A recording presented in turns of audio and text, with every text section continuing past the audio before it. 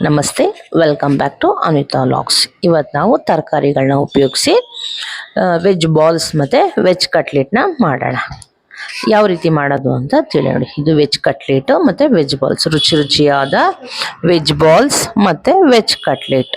ಇದಕ್ಕೆ ಬೇಕಾಗಿರೋಂಥ ಸಾಮಗ್ರಿಗಳು: ಮೊದಲಿಗೆ ತರಕಾರಿಗಳು, ಬೀಟ್ರೂಟು, ಕ್ಯಾರೆಟು, ದಪ್ಪಮೆಣಸಿನ್ಕಾಯಿ, ಆಲೂಗೆಡ್ಡೆ. ಮತ್ತು ಇದಕ್ಕೆ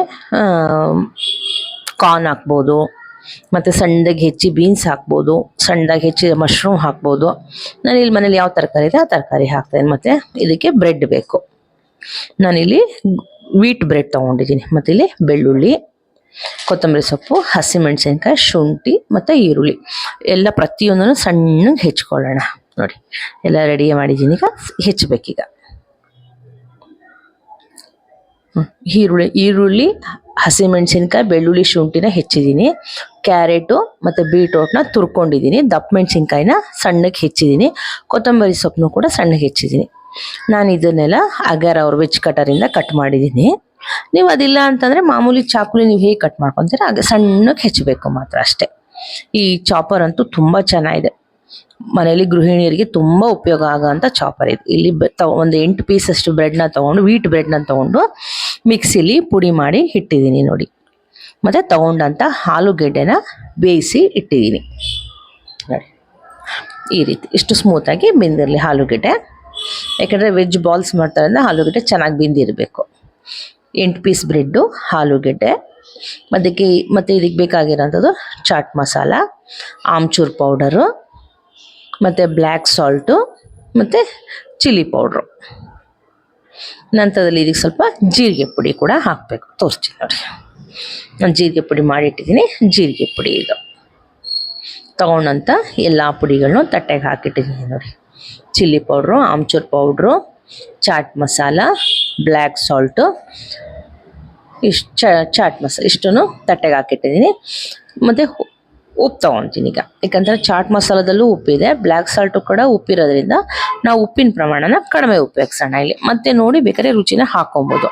ನಾವು ಮಾಡ್ತಾರ ಅಂತ ವೆಜ್ ಬಾಲ್ಸ್ ಮತ್ತು ವೆಜ್ ಕಟ್ಲೆಟು ಮಕ್ಕಳಿಗಂತೂ ತುಂಬ ಇಷ್ಟ ಆಗುತ್ತೆ. ಮಕ್ಕಳಿಗೆ ಅಂತಲ್ಲ, ಮನೇಲಿ ದೊಡ್ಡವರು ಪ್ರತಿಯೊಬ್ಬರು ಕೂಡ ತಿನ್ಬೋದು ನೋಡಿ. ಬ್ರೆಡ್ ಎಲ್ಲ ಇಲ್ಲಿ ನೋಡಿ, ಬ್ರೆಡ್ ಪುಡಿ ಮಾಡಿ ಇಟ್ಕೊಂಡಿದ್ವಿ ಮಿಕ್ಸಿಲಿ. ಮತ್ತು ತಗೊಂಡಂಥ ಮಸಾಲ ಪುಡಿಗಳು ಎಲ್ಲ ಹಾಕೋದು, ಮತ್ತು ಹೆಚ್ಚಿಟ್ಟಂಥ ತರಕಾರಿಗಳನ್ನೆಲ್ಲ ಹಾಕೋದು. ಬೆಳ್ಳುಳ್ಳಿ, ಶುಂಠಿ, ಕೊತ್ತಂಬರಿ ಸೊಪ್ಪು, ಹಸಿಮೆಣಸಿನ್ಕಾಯಿ, ಬೀಟ್ರೂಟು, ಕ್ಯಾರೆಟು, ದಪ್ಪಮೆಣಸಿನ್ಕಾಯಿ. ಮನೇಲಿದ್ರೆ ಮಶ್ರೂಮ್ ಹಾಕ್ಬೋದು, ಮತ್ತು ಕಾರ್ನ್ ಹಾಕ್ಬೋದು, ಚೆನ್ನಾಗಿರುತ್ತೆ ನೋಡಿ. ತರಕಾರಿ, ಆಲೂಗೆಡ್ಡೆ, ಬ್ರೆಡ್ ಕ್ರಮ್ಸ್ ಅಂತಂದರೆ ನಾನು ಮನೇಲೆ ಬ್ರೆಡ್ ತಂದು, ವೀಟ್ ಬ್ರೆಡ್ ತಂದು ಪುಡಿ ಮಾಡಿದ್ದೀನಿ ಮಿಕ್ಸಿಲೇ ನೋಡಿ. ಇಷ್ಟು ಪದಾರ್ಥಗಳನ್ನ ನೀಟಾಗಿ ಕಲಿಸ್ಕೊಳ್ಳೋಣ. ಎಲ್ಲ ಕಲಸಿದ್ಮೇಲೆ ನಾವು ಕಟ್ಲೆಟ್ ಮಾಡೋ ಹಾಗಿದ್ರೆ ಹಾಗೆ ಇದನ್ನು ತಟ್ಟಿ ತೆಗೆದ್ಮೇಲೆ ಹಾಕ್ಬೋದು. ಇದು ಡಯಟ್ ಮಾಡೋರಿಗೆ ಒಳ್ಳೆಯದು. ಶಾಲು ಫ್ರೈ ಥರ ಮಾಡ್ಕೊಬೋದು. ಈಗ ಫಸ್ಟು ನಾನು ವೆಜ್ ಬಾಲ್ಸ್ ಮಾಡ್ತಾಯಿದ್ದೀನಿ. ಇದನ್ನು ಎಣ್ಣೆಲಿ ಡೀಪ್ ಫ್ರೈ ಮಾಡ್ತಾಯಿದ್ದೀನಿ ನೋಡಿ. ಈ ರೀತಿ ಇಷ್ಟು ಗಟ್ಟಿಯಾಗಿ ಕಲಿಸ್ಕೊಳ್ಳೋದು. ಇದಕ್ಕೆ ಯಾವುದೇ ರೀತಿ ನೀರು ಹಾಕೋದು ಬೇಡ, ಯಾಕಂದರೆ ಆಲೂಗೆಡ್ಡೆನ ಬೇಯಿಸಿರೋದ್ರಿಂದ ಅದೇ ನೀರಂಶನೆಲ್ಲ ಹೇಳ್ಕೊಳುತ್ತೆ. ಇಲ್ಲಿ ನಾನು ಒಲೆ ಮೇಲೆ ಬಾಣಲೆ ಇಡ್ತಾಯಿದ್ದೀನಿ. ಈ ಬಾಣಲೆ ಸೊಲಿಮೋ ಅವ್ರದ್ದು, ಅಮೆಝಾನಿಂದ ತರಿಸಿದ್ದು ಸೊಲಿಮೋ ಅವ್ರದ್ದು ಇದು ಬಾಣಲೆ. ತುಂಬ ಚೆನ್ನಾಗಿದೆ ಬಾಣಲೆ, ತೂಕವಾಗಿದೆ, ಬಜೆಟ್ ಫ್ರೆಂಡ್ಲಿ ನೋಡಿ. ಇಲ್ಲಿ ಇದನ್ನು ಕರೆಂಟ್ ಸ್ಟವ್ ಮೇಲೂ ಕೂಡ ಇಟ್ಟು ಅಡುಗೆ ಮಾಡ್ಬೋದು, ಗ್ಯಾಸ್ ಸ್ಟವ್ ಮೇಲೂ ಕೂಡ ಇಡ್ಬೋದು ನೋಡಿ. ಎಷ್ಟು ಚೆನ್ನಾಗಿದೆ ಬಾಣಲೆ. ಸ್ಟೀಲ್ ಬಾಣಲೆ ಇದು. ಹ್ಯಾಂಡ್ಲುಗಳು, ತಳ ಎಲ್ಲ ತುಂಬ ಚೆನ್ನಾಗಿದೆ. ಮತ್ತು ಬಾಣಲೆನೂ ಕೂಡ ತೂಕವಾಗಿ ಚೆನ್ನಾಗಿದೆ. ಸುಮಾರು ಒಂದು ಅರ್ಧ kg ರವೆ ಹಾಕಿ ಉಪ್ಪಿಟ್ಟನ್ನು ಕೂಡ ಮಾಡ್ಬೋದು ಇದರಲ್ಲಿ. ಉಪ್ಪಿಟ್ಟೆ ಅಂತಾರೆ, ಎಲ್ಲ ಥರ ಪದಾರ್ಥಗಳನ್ನು ಅಡುಗೆಗಳನ್ನು ಮಾಡ್ಬೋದು ನೋಡಿ. ಆ ಬಾಣಲೆಗೆ ಸ್ವಲ್ಪ ಎಣ್ಣೆನ ಕಾಯಕ್ಕಿಟ್ಟಿದ್ದೀನಿ.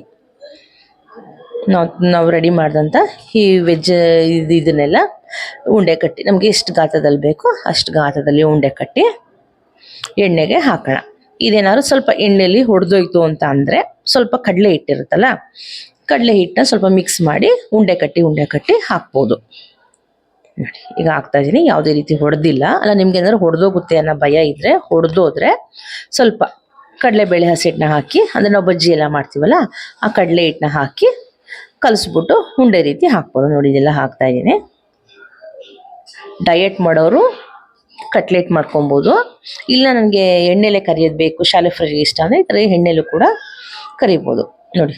ಫಸ್ಟು ಸ್ಟವ್ನ ಎತ್ತಿ ಚೆನ್ನಾಗಿ ಎಣ್ಣೆ ಬಿಸಿ ಮಾಡ್ಕೊಂಡ್ವಿ. ಈಗ ಸ್ಟವ್ನ ಸ್ವಲ್ಪ ಸಿಮ್ಮಲ್ಲಿಟ್ಟು ಇದನ್ನೆಲ್ಲ ಬೇಯಿಸೋಣ. ಉಂಡೆ ಉಂಡೆ ರೀತಿ ಎಲ್ಲ ಮಾಡಿ ಎಣ್ಣೆ ಒಳಗಡೆ ಹಾಕಿದ್ದೀವಿ. ವೆಜ್ ಬಾಲ್ಸ್ ಅಂತೂ ತುಂಬ ಚೆನ್ನಾಗಿರುತ್ತೆ, ಮಕ್ಕಳಿಗಂತೂ ತುಂಬ ಇಷ್ಟ ಆಗುತ್ತೆ. ಈವ್ನಿಂಗ್ ಸ್ನ್ಯಾಕ್ಸ್ಗೆ ಕೊಡ್ಬೋದು ಮಕ್ಕಳಿಗೆ. ಸಂಜೆ ಹೊತ್ತು ಮಕ್ಕಳೇನಾದ್ರು ಸ್ಕೂಲಿಂದ ಬಂದಾಗ ಈ ರೀತಿ ಮಾಡಿಟ್ಟು ಬಿಸಿ ಬಿಸಿಯಾಗಿ ಇದನ್ನು ಟೊಮೊಟೊ ಸಾಸ್ ಜೊತೆನೂ ತಿನ್ಬೋದು, ಪುದೀನ ಚಟ್ನಿ ಜೊತೆನೂ ತಿನ್ಬೋದು. ನೋಡಿ ಎಷ್ಟು ಚೆನ್ನಾಗಿ ಆಡ್ತಾ ಇದೆ. ನಾವು ಹಾಕ್ತಂಥ ವೆಜ್ ಬಾಲ್ಸ್ ಯಾವುದೂ ಒಡೆದಿಲ್ಲ. ನಿಮ್ಗೇನಾದ್ರು ಒಡೆದೋಗುತ್ತೆ ಅಂತ ಭಯ ಇದ್ದರೆ ಸ್ವಲ್ಪ ಕಡಲೆ ಹಿಟ್ಟನ್ನ ಮಿಕ್ಸ್ ಮಾಡ್ಬೋದು. ಬೇಯ್ತಾ ಇದೆ, ಸ್ವಲ್ಪ ಸ್ಟವ್ ಸಿಮ್ಮೆ ಇಟ್ಟು ಬೇಯಿಸೋಣ. ತುಂಬ ಹೊತ್ತೇನು ಬೇಯೋದು ಬೇಡ, ಯಾಕಂದರೆ ಕ್ಯಾರೆಟು ಬೀಟ್ರೋಟ್ನ ತುರ್ಕೊಂಡಿದ್ದೀವಿ, ದಪ್ಪ ಮೆಣಸಿನ್ಕಾಯಿ ಸಣ್ಣಗೆ ಹೆಚ್ಚಿದ್ದೀವಿ, ಬೆಳ್ಳುಳ್ಳಿ ಶುಂಠಿ ಕೂಡ ಸಣ್ಣಗೆ ಹೆಚ್ಚಿದ್ದೀವಿ. ಅದರಲ್ಲಿ ಏನಿಲ್ಲ, ಬೇಯ್ಕೊಳ್ಳುತ್ತೆ. ಒಂದು 8ರಿಂದ 10 ನಿಮಿಷ ಬೇಯಿಸಿದ್ರೆ ಸಾಕು. ನೋಡಿ ಎಲ್ಲ ಬೆಂದಾಯಿತು. ಈಗ ಒಂದು ತಟ್ಟೆಗೆ ತಗೊಳ್ಳೋಣ. ಇನ್ನು ಬೇಯ್ತಾ ಇದೆ. ರುಚಿ ರುಚಿಯಾದ ವೆಜ್ ಬಾಲ್ಸ್ ರೆಡಿ ಆಯಿತು ನೋಡಿ. ಇದನ್ನು ಡಯಟ್ ಮಾಡೋರು ಶಾಲು ಫ್ರೈ ಮಾಡ್ಕೋಬೋದು ತವದ್ಮೇಲೆ, ಅದನ್ನು ತೋರಿಸ್ತೀನಿ ನೋಡಿ. ತಟ್ಟೆಗೆ ಹಾಕಿದ ತಕ್ಷಣ ನನ್ನ ಮಕ್ಕಳು ಆಗಲೇ ಖಾಲಿನೇ ಮಾಡಿಬಿಟ್ರೆ ಎಲ್ಲನೂ. ಎಷ್ಟು ನೀಟಾಗಿ ಬೆಂದಿದೆ.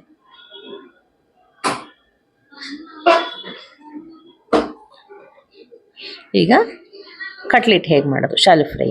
ಒಂದು ತವನ ಹಿಡಿದು ಸ್ವಲ್ಪ ಎಣ್ಣೆ ಹಾಕಿ ಬ್ರೆಡ್ನ ಪುಡಿ ಮಾಡಿದ್ವಲ್ಲ, ಆ ಬ್ರೆಡ್ ಪುಡಿನ ಸ್ವಲ್ಪ ಇಟ್ಕೊಂಡು ನೋಡಿ, ಈ ತಗೊಂಡಂಥ ಈ ವೆಜ್ ಬಾಲ್ಸ್ನೆಲ್ಲ ಈ ರೀತಿ ಕಟ್ಲೆಟ್ ರೀತಿ ತಟ್ಟಿ ತಟ್ಟಿ ತವದ್ಮೇಲೆ ಹಾಕೋಣ.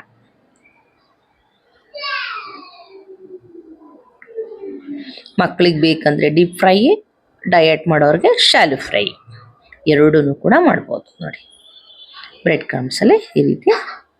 ಬ್ರೆಡ್ ಕ್ರಮ್ಸಲ್ಲಿ ಯಾಕಪ್ಪ ತಟ್ಟು ಹಾಕ್ತೀವಿ ಅಂದರೆ ಕ್ರಿಸ್ಪಾಗಿ ಚೆನ್ನಾಗಿ ಬರುತ್ತೆ ಕಟ್ಲೆಟ್ಟು.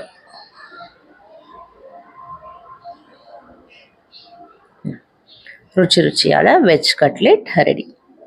ನಮ್ಮ ಚಾನಲ್ ಇಷ್ಟವಾದಲ್ಲಿ ಲೈಕ್ ಮಾಡಿ, ಶೇರ್ ಮಾಡಿ ಮತ್ತು ಸಬ್ಸ್ಕ್ರೈಬ್ ಮಾಡಿ.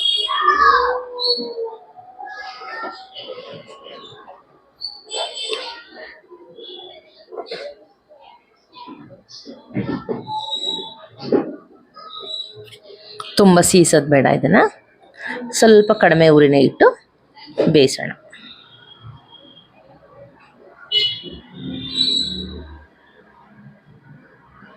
ಮತ್ತು ಮೇಲೊಂದೆರಡು ಸ್ಪೂನ್ ಎಣ್ಣೆ ಹಾಕೋಣ.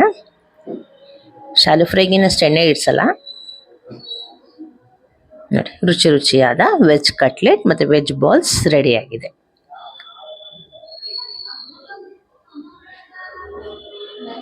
ತರಕಾರಿನ ಹಾಗೆ ಕೊಟ್ಟರೆ ಮಕ್ಕಳು ತಿನ್ನಲ್ಲ. ಈ ರೀತಿ ಎಲ್ಲ ಮಾಡಿಕೊಟ್ಟಾಗ ಬೇಗ ಖಾಲಿ ಮಾಡಿಬಿಡ್ತಾರೆ.